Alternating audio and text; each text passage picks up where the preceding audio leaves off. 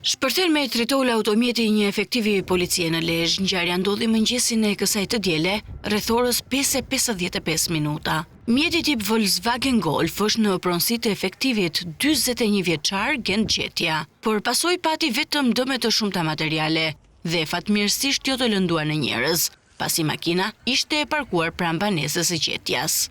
Ai e ushtron detyrën në strukturën e operacionales në Lezhë si agent krimesh. Gjatë marrjes në pyetje, ai ka mohuar para kolegëve që të ketë dieni për autorët që vendosën lëndën plasëse në mjetin e tij, duke pohuar se nuk ka konflikte me ndonjë person.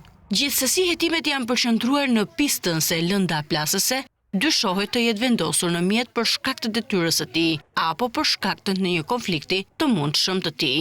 Menjëherë në vendin e ngjarjes mbërritën forcat e policisë dhe grupi hetimor, të cilët janë duke punuar për të sqaruar rrethanat e plota të kësaj ngjarjeje, ndërsa një grup i posaçëm janë duke kthyer një sër kamerash sigurie për të zbuluar lëvizjet e autorëve që mund të çojnë deri në identifikimin e tyre.